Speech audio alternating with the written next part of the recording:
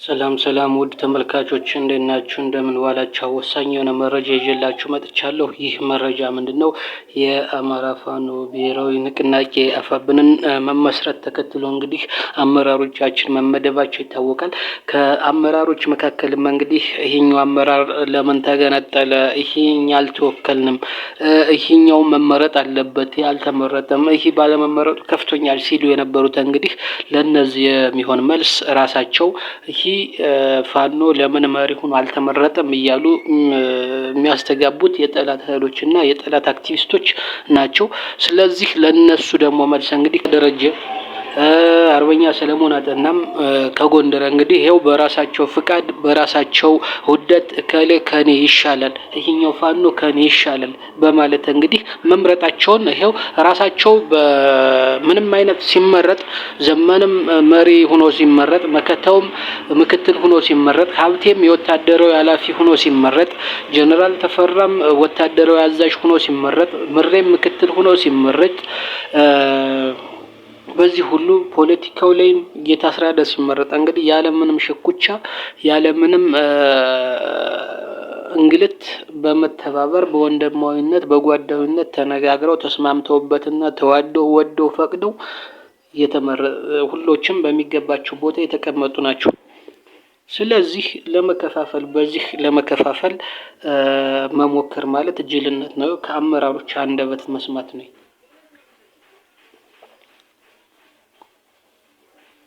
ስለዚህ አርበኛ ደረጀ ይሄው እኔ ወርጀ ፈቅጀ ከኔ የሚሻል ነው እንዲመራ ብዬ ኃላፊነቴን የሰጠው፣ ነገር ግን ወታደራዊ ፖለቲካው ላይም የራሴን የቻለ በአቅሜ ልክ ስልጣን ተሰጥቶኛል።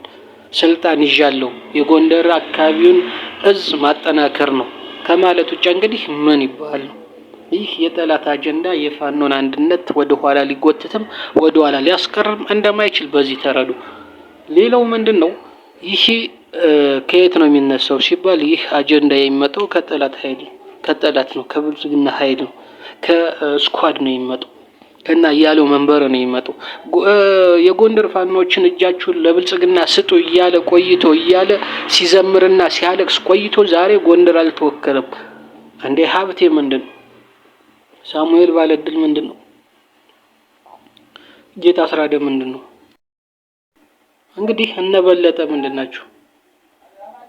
ስለዚህ ይህንን ማሰብ የማይችል የስኳድ ስብስብ ነው ያለ። ለብልጽግና እጃችሁን ስጡ እያለ አመራሮችን እየጠቆመ ሲያስገድል በድሮን ሲያስጨፈጭፍ ቆይቶ ያስገደላቸውን አመራር ከሙታን ከመቃብር ተነስቶ እንግዲህ እነሱ አመራር ሊሆኑለት አይቀርም። እጃቸውን አሰጥቷቸዋል ስጡ እያለ። ስለዚህ ከዚህ ውጭ ምንድን ነው የሚሆነው? ስለዚህ ሀብቴን ጎንደር አልተወከለም የሚል ሀብቴን ስለማያምኑበት ነው። ሀብቴ ጎንደርን አይወክልም ስለሚሉ ነው። ስለዚህ